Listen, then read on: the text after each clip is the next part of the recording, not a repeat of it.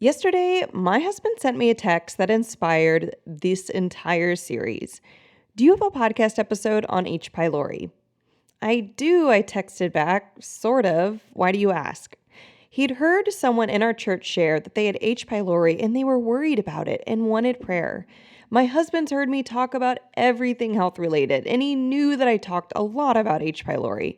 But what I was sad to find out was that even though I have multiple episodes on acid reflux, which is a key symptom of H. pylori, and I talk a lot about H. pylori in those episodes, I had no episode on H. pylori specifically. Thus, this new series was born. Over the next 7 weeks, I'm going to go over the 7 key pathogens that are causing 99% of the symptoms in my clients over the last 6 years, and that's over 600 clients. I'm going to go episode by episode over what each pathogen is, where it lives in your body, common symptoms associated with the pathogen, less common symptoms that can happen because of them and get overlooked, how to do testing, what testing can give false negatives, signs of a strong protocol to get rid of it, meaning how to know if someone's given you a good protocol, examples of bad protocols I've seen my clients go through that didn't work, reasons you might not be feeling better after going through a protocol for that pathogen, and so much more. I'm going to debunk every single myth I can think of for every single pathogen, because the number one reason that clients who work with me aren't feeling better after a pathogen protocol is because of all the little things that someone can overlook, but don't have to go wrong. In this series, I'm going to point you to the fastest way to heal for every pathogen, because no pathogen needs to be scary or ruling your life and your symptoms. It's time to feel your best, have energy, and get back to your life. Today's episode is all about H. pylori.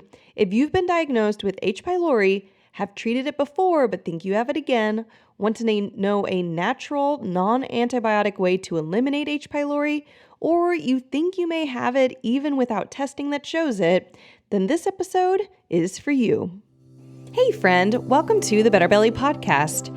If you're currently trying endless supplements, doctor visits, and diet changes to heal your mystery symptoms, you are in the right place. We're here to solve the real root causes behind your gut, hormones, skin, sleep, and brain concerns, literally anything and everything in your body. My name is Allison Jordan. I'm a functional medicine practitioner that has supported over 150 clients just like you to heal problems that no one has been able to fix. You don't need a perfect diet or a random supplement you found on Instagram to heal. You need a proven system that heals your whole body from the inside out. That's what I'm here to share with you, episode by episode. It's time to make health easy again. And just as a reminder, this information is not meant to diagnose, manage, or treat disease. Always consult with your own health practitioner before you make any changes to your health.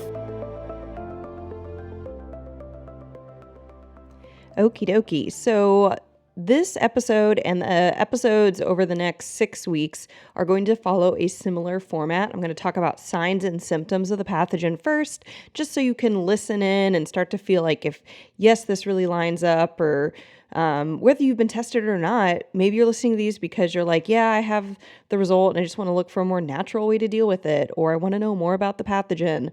But maybe you're listening and you're like, do I maybe have this? Do my symptoms line up with the pathogen? What they're like, is it a bacteria? Is it a virus? Is it yeast? Where it likes to hang out in your body? How you got it? How many people have this thing? Reasons a doctor or functional professional might treat you. Reasons they might not treat you, even though you should not treat it. Reasons that they might test you. Reasons that they might not test you, even if you should be tested. What tests to do, what tests to not do. Basically, what are tests that could give you false negatives where you actually do have the pathogen, but it wasn't strong enough, essentially, and it said you didn't have it. Big reason that I get clients who have ongoing symptoms is just bad testing. Signs of good protocols, and I'm going to give examples of how to know if a protocol is strong enough that a practitioner gives to you, signs of bad protocols, and examples from previous clients who failed to get rid of their pathogens. Like today, I'm going to share an example of a client who had H. pylori, who was given just a horrendous protocol. I don't even know where it comes from, where these ideas come from that these protocols should fix it. And it's so sad because you, as the person who's trusting a health professional, you don't know the difference between a protocol that's going to work and a protocol that's not going to work. So I want to try and give you some tips, give you some ideas. What order to deal with your pathogens in? This matters a ton. And hint, it actually has to do mostly with the order that these episodes are in, mostly. Over the next 7 episodes, this is pretty much the order that I treat pathogens in for my clients in my program. You're basically getting an insight into the Better Belly Blueprint and my gut healer system just by listening to the podcast. So congratulations, you are on the inside.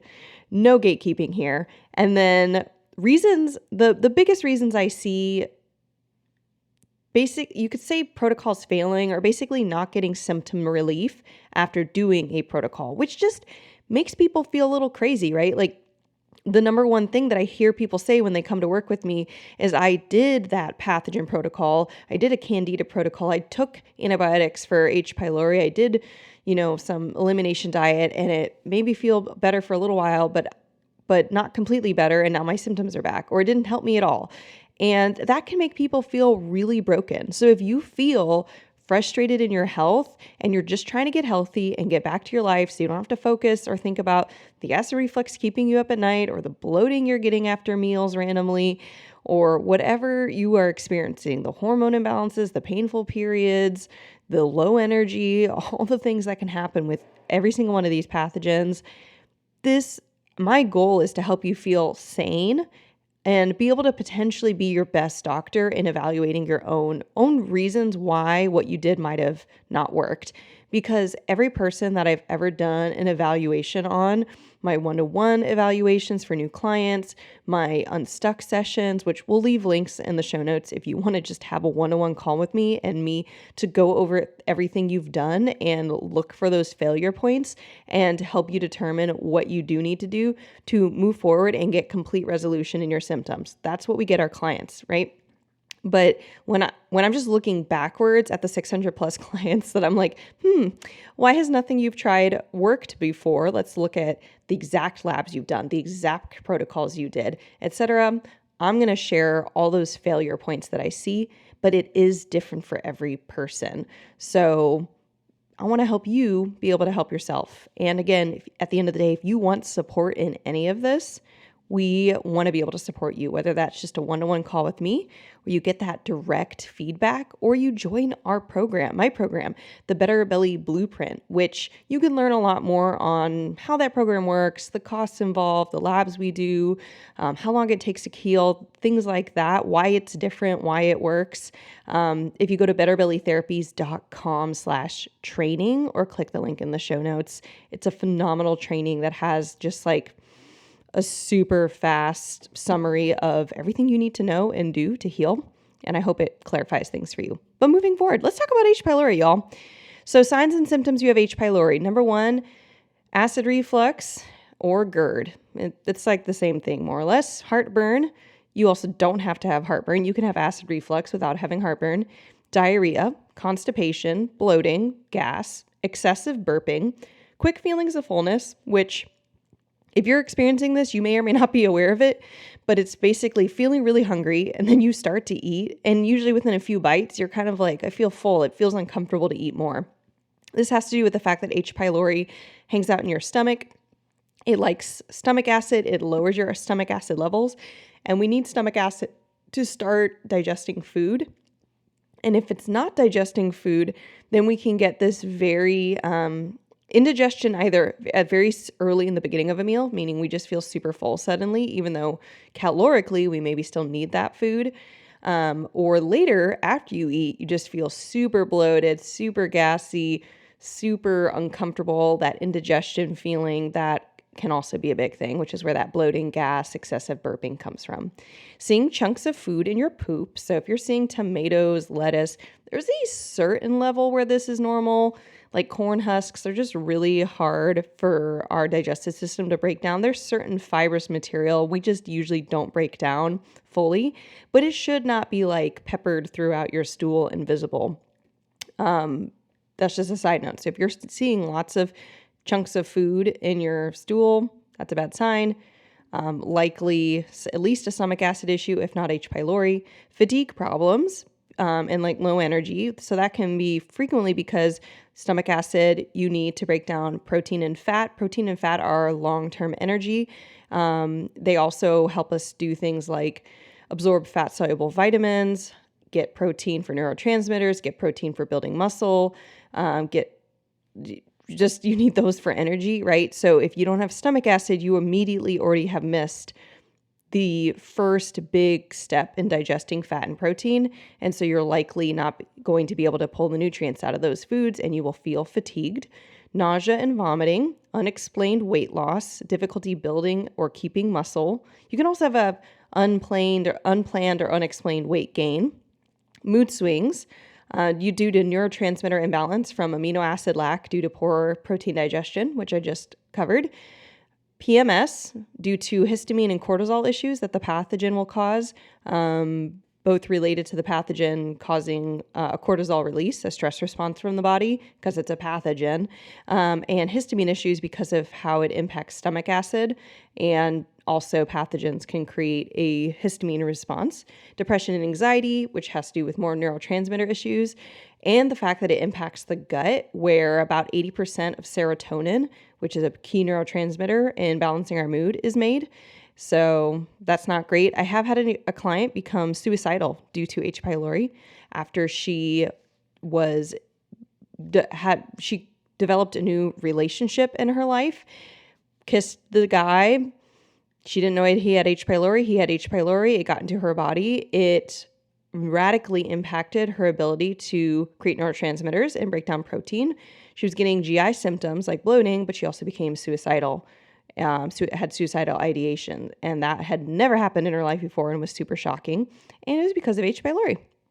Gum disease and oral issues because of how H. pylori can actually impact the entire esophageal lining all the way up to the mouth and throat.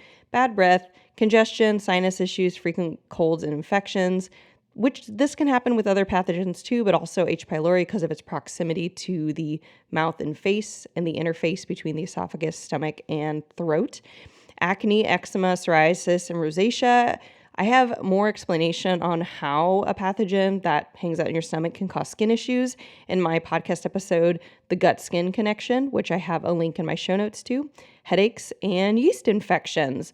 The headaches and yeast infections, I'd say, are less frequent in terms of they're less common symptoms. But if someone says, I get a yeast infection one time a year or more, that could be like UTIs, or it could be vaginal for my ladies. If you're getting those one time a year or more, that is frequent. And not only would I be looking at things like Candida, you'll want to look at things like H. pylori.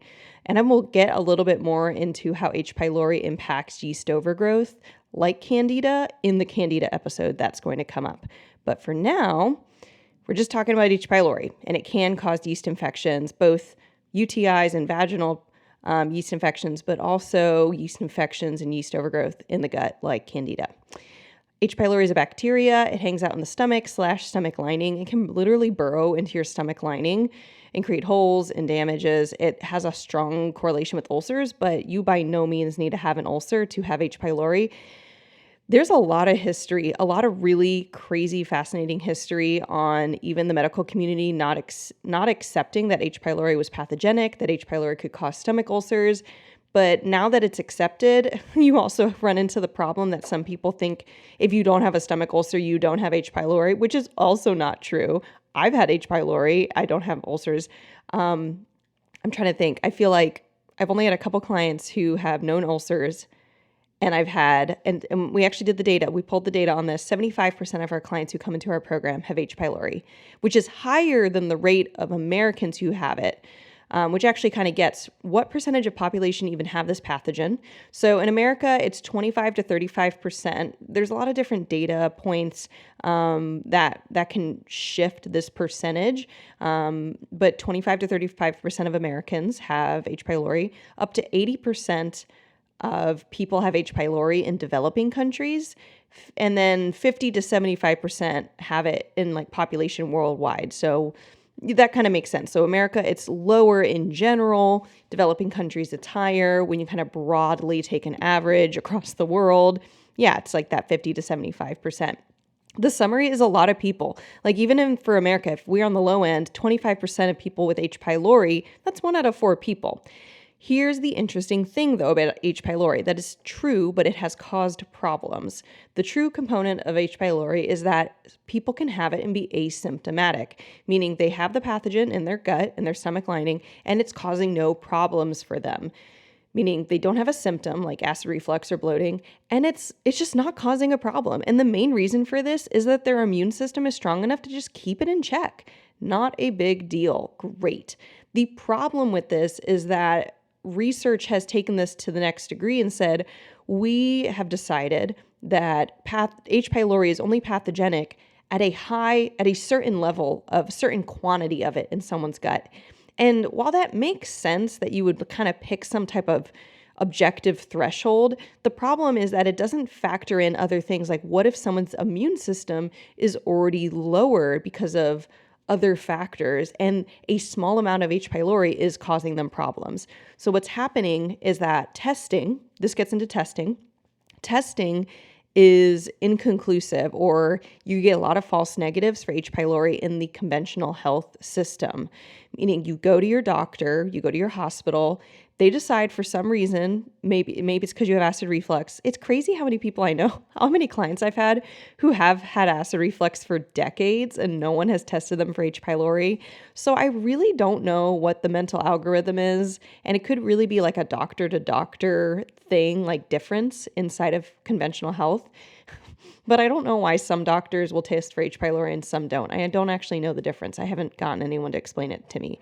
But some will test it, and I'm guessing it's symptom related. Some will not, even if you have the symptom of acid reflux. I can't explain it. But they will do a test, and there's 3 different types of tests they might run. Actually, there's 4. And the most trustworthy one is a stool test. But unfortunately, even if you're at a conventional hospital and they do the best test that you can get, which is a stool test, you can still get false negatives because of something called the standard lab range, where they predetermine if you have less than this much H. pylori. Doesn't mean you don't have any. It means you have less than a certain amount that they've decided is problematic. Then the test will come back negative. It doesn't show you how much you have or really don't have, because what you want is less than detectable levels. You don't want it to show up at all. But if you have some on there, but it's less than their threshold, it will say negative. That's a false negative, even with the best test there is, which is a stool test. For me, what I'm determining and listening for to determine if I should test for H. pylori. And by the way, at this point, I test for H. pylori in everybody. If you don't have a H. pylori test from the most trustworthy stool test that I have found, I make you get it because it is so frequent of a problem. And if you don't address it, it makes it so hard to address every other pathogen. It's like kind of the gateway pathogen.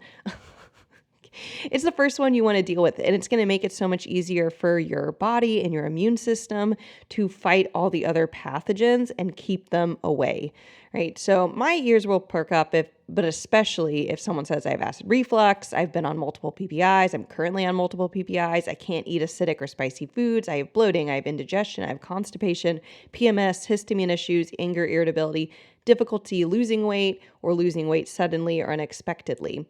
And additionally, if I have blood work from them and they have their alkaline phosphatase is below 70, that's a big sign of H. pylori because alkaline phosphatase is related to zinc levels, and low stomach acid causes zinc deficiency, and you need zinc to create stomach acid. It's a vicious cycle. Alkaline phosphatase gets us a vision into that. Low iron levels, like if you have chronic anemia, I want to know if you have H. pylori. We need to get rid of that sucker. Low calcium levels and low B12 levels because we start the process for absorbing B12 in the stomach. And if H. pylori is impacting stomach functionality, then you can start to have B12 deficiency. And that can be unrelated to methylating or things that we think about, like, I just need to take methylated B12. No, you need to get rid of your H. pylori. Reasons practitioners don't test, and that's doctors and functional practitioners.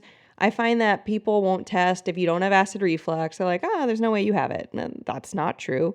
I didn't have any acid reflux, and I had H. pylori. Some don't think of the pathogen. It's like just not on their radar.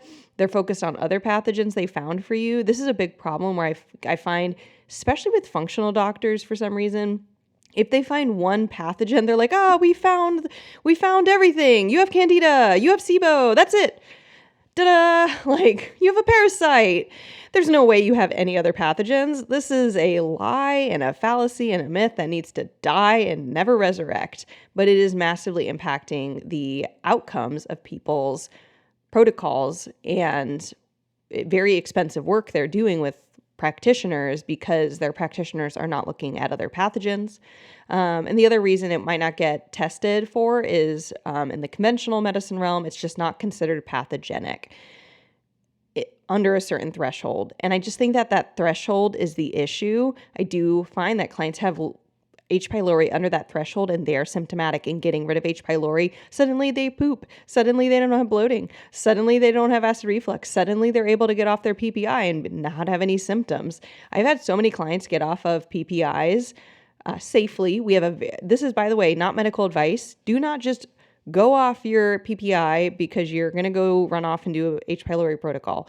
I typically recommend get a good H. pylori protocol, do that sucker first, finish it, we do some testing, like a baking soda test, a zinc taste test, looking at alkaline phosphatase, if you have those levels, to try to just feel how deficient you are in stomach acid.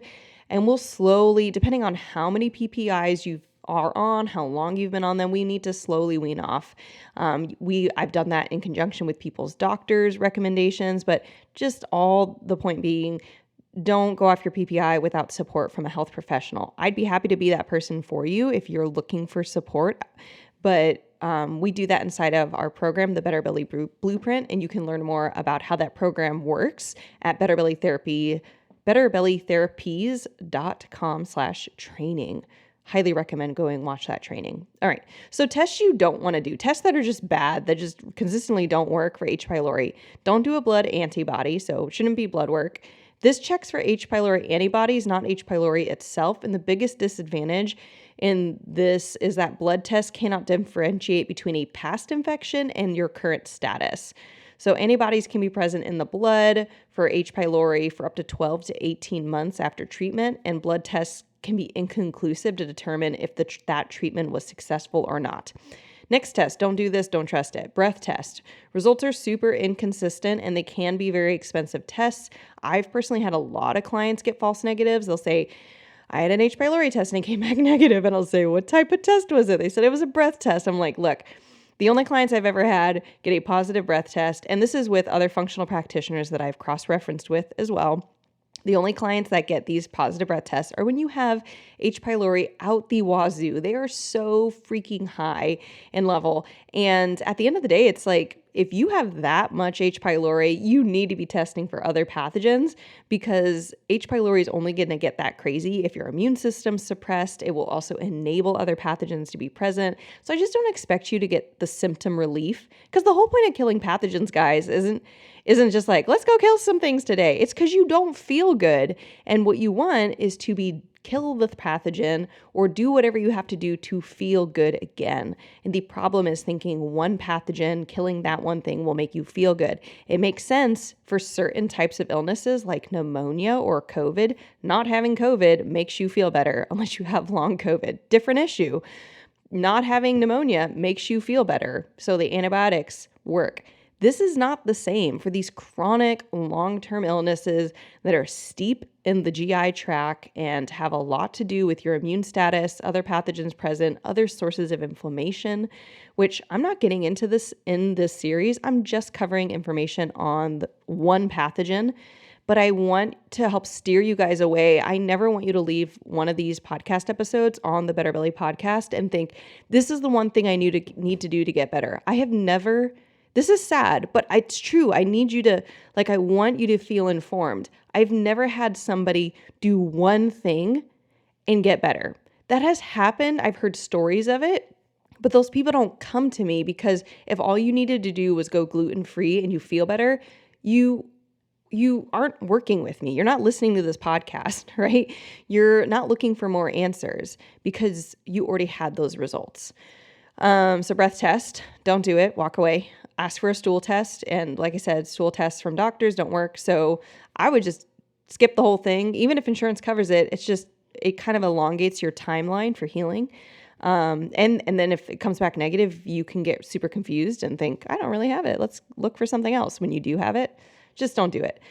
Stomach biopsy is the last one.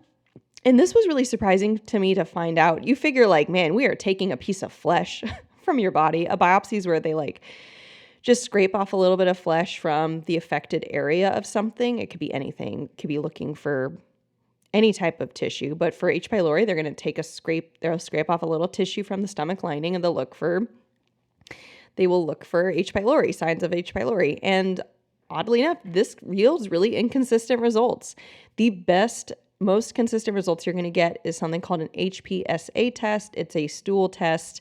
It does an antigen test to see if substances that trigger the immune system to fight an H. pylori infection are present in the stool, which means it's active, not antibodies, antigens.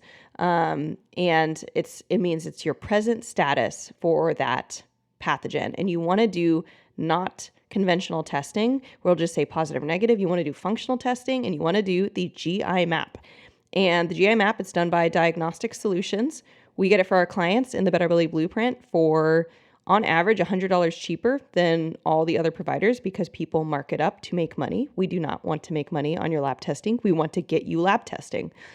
The other thing that I would not recommend, or would say that if you had this testing, I don't consider a good H. pylori test, is Genova Diagnostics. This makes me sad because I don't know why, but a lot of functional practitioners use it. And I've had so many clients have negative H. pylori results on this test and then come and get the GI map and it's positive. So I just don't trust the test. I don't know what they're doing differently. I just don't trust it. All right, so that's testing.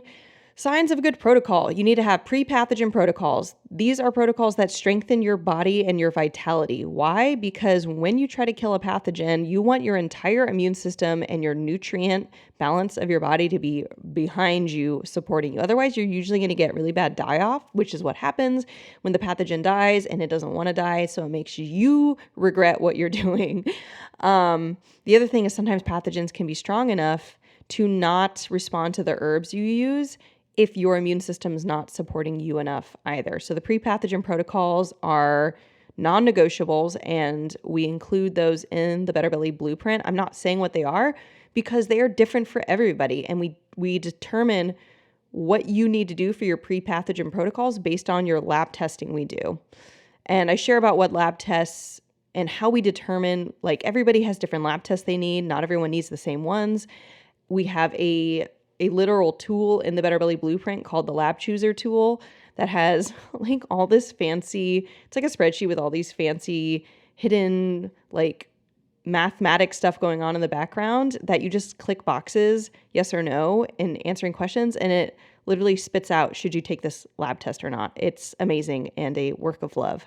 And so, yeah, go watch the training at betterbellytherapies.com/training. It'll teach you how the Better Belly Blueprint works and how it's going to get you to heal the fastest in 3 to 6 months with the minimal amount of labs and the least amount of cost and the least amount of just annoying things like food restrictions and stuff that you won't need to do. But you want to have pre-pathogen protocols in your good protocol for H. pylori. You want a biofilm buster, which is a supplement. Usually I use two supplements personally that is going to break down what we call biofilm, which is a protective wall bacteria and viruses will put around themselves to keep themselves from actually getting access to by your immune system or other killing properties. I use biocidin and oliverex, but here's the thing.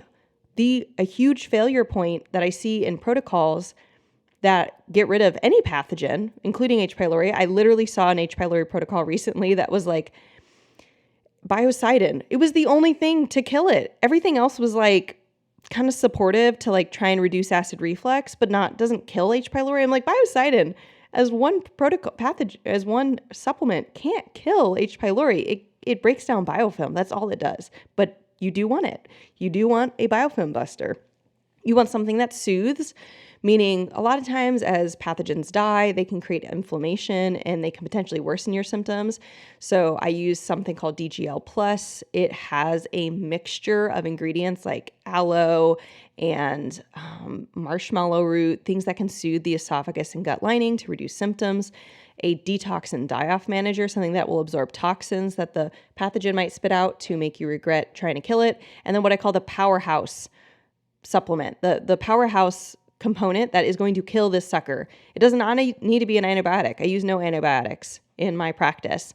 Doesn't mean antibiotics are never relevant, but for the level of kind of chronic low-grade illness, so I'm not talking about, pneumonia that I think can really be beneficial to get an antibiotic from, but powerhouse supplement. For H. pylori, I use Matula T. There are some other options on the market.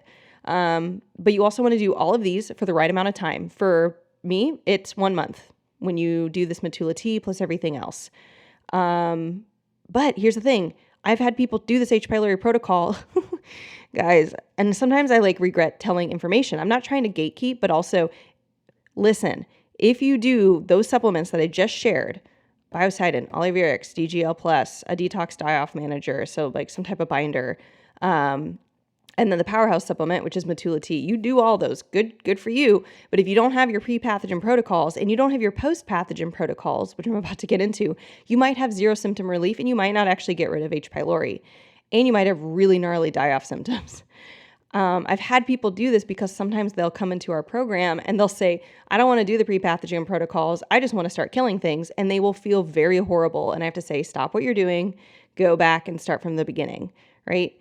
And they were just being earnest. They didn't want to do it wrong, but it did impact the efficacy of what they did. And again, the key measure of results is not did you do these specific supplements, but did you feel better at the end of the day? And there's some variability on what works, but I found what works consistently, and that's what I have inside of my framework.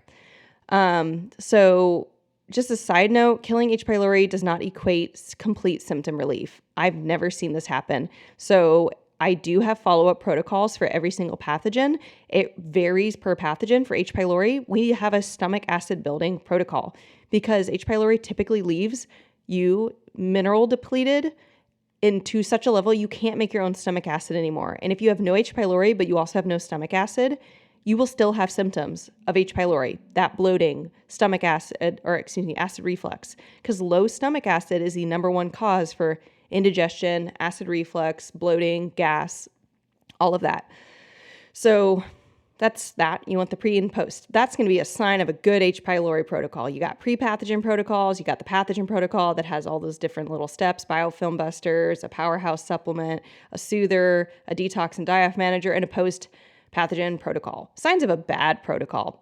It just has mastic gum. It has biocidin as the only pathogen killer. There's antibiotics involved, which may work, but they can actually add a whole bunch they can set you up for other issues like candida, a lot of gut inflammation, new food sensitivities. It's just you can do it. I've had clients do it before working with me, before they knew what another option was and they got rid of it, but it usually adds on other problems.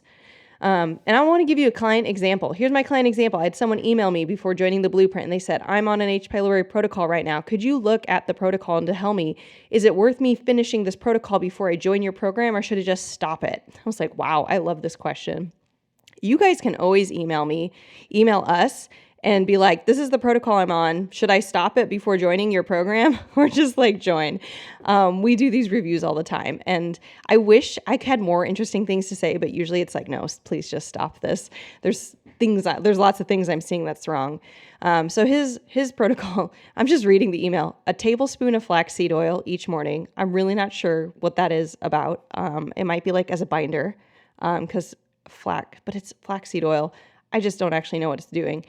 Mastic gum 3 times a day, which is going to be soothing the gut lining, but it does not kill. I don't know why people give mastic gum thinking it's killing H. pylori. It doesn't. Black cumin seed oil. Now, black cumin seed oil is an antimicrobial, so it could help with killing off or H. pylori, but it is not enough on its own. I would not expect just one. It's the only thing in this list that I'm like, oh, that actually is antimicrobial. That would not get rid of it on its own. The next thing is a motility supplement, which I'm guessing maybe this client was dealing with constipation, and so it's like kind of unrelated to H. pylori. Look, constipation clears up if you get rid of all your pathogens, you replenish the nutrients, you have no heavy metals. Boom, gone every time. And I know that might sound, for someone who's been struggling with constipation, you've been given every diagnosis. You have slow motility, you have slow transit constipation, you have megacolon, you have long colon. No, this is all, to be frank, after being in this process for 6 years, and constipation was my key symptom, though we deal with lots of people who don't even have constipation as a key symptom at all, but that was mine, so it's near and dear to my heart. You can get rid of constipation and you don't need a motility thingy. Now, the motility thingy supplement or whatever you're going to take can help you just feel better day to day, but it won't fix anything. Like his Motility Select by Moss Nutrition, it was not going to fix him. It was just going to help him poop, but it wasn't going to help him poop long term. And the last thing was vitamin C and Saccharomyces boulardii. Saccharomyces boulardii can help get rid of and tame yeast infections or like yeast overgrowth in the gut. I use it, but not for H. pylori. And then vitamin C, which I'm like, that's a great thing to have. It's generally an antioxidant. It can be really helpful for copper detoxing. I'm not sure why it's been given to this person. And then he's supposed to do it for 2 months. And I'm like, this only needs to be a 1 month protocol. This is way too complex and it won't even work at the end of the 60 days. Please. I just said, please stop. This won't work. Just join our program. We have a better protocol and we're going to give you the pre-pathogen protocols. We're going to give you the post-pathogen protocols. We'll make sure you have no other pathogens present. We will help you figure out if heavy metals are involved. We will replenish your nutrient status. You will actually feel good at the end of this. And basically what I say is that the majority of protocols I've evaluated, they're weak.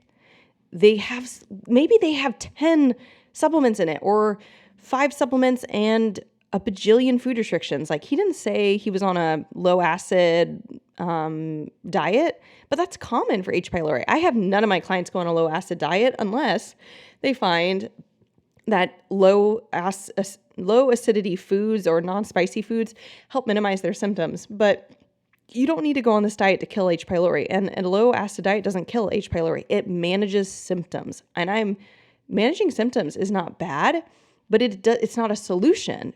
It doesn't fix your broken arm. It just says, there, hope you feel better. All right.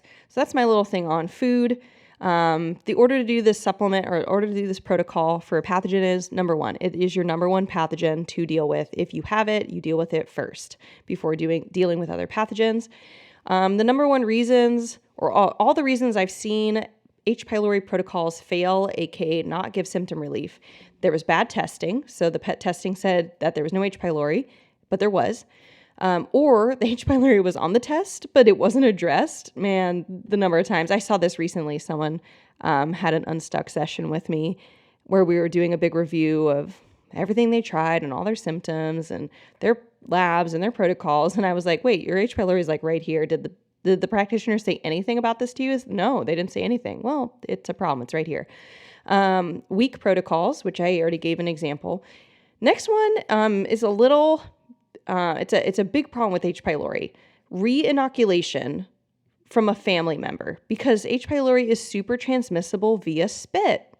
So if you have H. pylori and you are married and you ever want to kiss your husband or children, especially when the children are young, like my daughter, she's got like saliva on her lips all the time. She's 2. And if I kiss her and I have H. pylori, she now has it. Well, if I do an H. pylori protocol and I kiss her again at the end of the protocol, I can get it again. It's very transmissible via spit, let alone the fact that I do like to kiss my husband. Just side note, guys, I like to kiss him. And if I have it and I give it to him and then I get rid of it with an H. pylori protocol and I kiss him again, I will have it again, hands down. So we do have our family members do the protocol. They only do Motility if they are asymptomatic, meaning like my husband did do an H. pylori protocol because I did one a couple years ago when I figured all this out. I guess 5 years ago now, 6 years ago. He did it. He had no acid reflux. He had no fatigue. He had no weight gain. He had nothing. He had no symptoms. And I did make him do it because I didn't want to get it back. And I was symptomatic. I had constipation and bloating and abdominal pain and all this. So motility, if they're asymptomatic, the whole protocol, if they're symptomatic. And if they're really symptomatic, I do want them to do the pre-pathogen protocols, the actual H. pylori protocol, and the post-H. pylori protocol, which has to do with stomach acid. Other questions we get about these protocols is you can do an H. pylori protocol while you're on a PPI. Again, this is not medical advice. I have a process for how to go off a PPI if you are on it to control acid reflux, and it does not include going cold turkey before doing the H. pylori protocol. But I've had dozens of clients go through this process of how to get off a PPI, including clients who are on 20, 30, or even 40 years of the PPI and might have been on 2 to 3 PPI pills a day. And I've gotten them to 0 safely. So this process of getting off a PPI should be under the guidance of a health professional and not over a podcast episode. All I'm saying is that it's possible and that you can do it. And I've had some people say, I'm on a PPI. Am I able to do this protocol? Will it cause problems? No, it won't cause problems. So there are 3 episodes to check out related to this episode. Episode 40, Reduce Acid Reflux with the Magic Power of Zinc. I jump more into the role of zinc in low stomach acid and in perpetuating the problems of acid reflux after H. pylori. Episode 131, 4 steps to end acid reflux and constipation at the same time. And I talk about H. pylori and stomach acid and the role of stomach acid in both acid reflux and constipation. And then episode I already mentioned, episode 45, the gut-skin connection. Is your gut flaring up your skin? And I talk about why something like H. pylori or candida or whatever in your gut can actually be the source of all your skin problems. The good news is that source of your skin problems, even if you have no GI symptoms. The good news is you can fix your gut, and it's going to fix so many symptoms like headaches, migraines, skin issues, fatigue, insomnia. It's like the cheat code for healing, but it's misunderstood and not done well so frequently that people get that experience of, I did all this work to heal my gut. I went on this elimination diet and all this stuff, and I don't feel better. And you feel that you must be so broken, or there must be some horrible hidden thing going on no one's finding. And that's not the case. I mean, there's something going on that no one's finding, or they found it, but they dealt with it wrong. But you're not unfixable. I just haven't met a client yet who's unfixable. Yay. Maybe someone needed to hear that. So if you are wanting support, and you have 2 ways to move forward if you want me to support you. Number 1, you can book a one-on-one call with me. If you're just like, I don't want to jump into a program or a framework or anything until I just have you review everything that I have going on personally, I would love to do that for you. You can book an Unstuck session by going to betterbellytherapies.com/unstuck or clicking the link in the show notes. Or if you're like, Allison, no, I just know things are messed up. I trust you. I know this thing is right for me. I trust your process. You can jump and join the Better Belly Blueprint today for our current price. And I'll just say podcast episodes, they don't change even with the future moving forward, but our current price is $297. Get my entire framework for $297. And literally for that price, you are already, like, if you get 3 labs, you're literally going to save $300 because our labs are wholesale priced. You're going to save the amount of money that the program costs if you end up needing 3 labs, which is just totally amazing and beautiful. Now, if you have more questions about the blueprint, go to betterbellytherapies.com/training. The video goes over a lot of answers to those questions. We have a facts section that goes over a lot of questions about, can insurance cover the program or cover the labs, or can you get this for your child? Just all sorts of questions. Is there coaching included? And what days are the group coaching calls? And all of those things are answered. So go to betterbellytherapies.com/training. You can get all those answers there. And I would love to see you in. Like, you can join today. There's no wait list. There's no I'm booked for the next 2 months. You can't heal. You can join now. So, and again, if you're not ready for support, totally great. Go check out other podcast episodes in the Better Belly podcast. You can get our entire vault of episodes, all 200 plus episodes that are being organized by category by going to betterbellytherapies.com/get-the-vault or clicking the link in the show notes. You can get the whole, it's free. There's no cost. All the episodes, we keep them organized by topic. things like acid reflux, brain fog, constipation, detoxing, food sensitivities, functional lab testing, functional medicine, gut health, gut sinus connection, IBS, mindset things, mold, pregnancy, all our testimonials, which is like dozens of, over 12. I'm looking at them. It's definitely over 12. I can't tell exactly how many. It might be like 20, but so many podcast testimonials. If you want to hear all that, go to betterbellytherapies.com/get-the-vault. And I cannot wait for you to hear more of this pathogen series. Even if you don't know if you have these pathogens, so many of my clients have, honestly, on average, 2 to 3. And I'd probably say 3. 3 is probably our average number of pathogens. I had H. pylori and Candida and a parasite. I had 3. A lot of our clients have 3. It's going to be H. pylori and something else and something else. Some of them have 2. I've never had a client had 1, other than one client who their main problem was a heavy metal. Yeah, they had just some bacterial imbalance and then a crap ton of heavy metals. But that was a unique case because most of my clients have 3 pathogens. So do listen to the other pathogen episodes because more than likely you've got 2 more of them coming right up. Catch you guys next week. Hey friend, I hope you loved this episode. If you've been a fan for a while or newly loving this podcast, can you do me a favor? Drop into Apple Podcasts and leave me a review. When you leave a review, you do so much. You help me know you're listening. You can tell me what you're loving so I know what to make more of. And you help others by boosting this podcast so other people like you can find the podcast too. I mean, it's a win-win-win, right? So if you want a way to pay it forward, just go to Apple Podcasts or click the link in my show notes and leave a rating and review. And if you want some more free stuff, just head over to my free Facebook group, betterbellytherapies.com/Facebook, and you can get access to all of my free support for you, including some Facebook group exclusive stuff like my podcast episode vault, where you can search the Better Belly podcast by topic and find exactly what you need to expedite your healing. I cannot wait to see you in there. Catch you guys next week.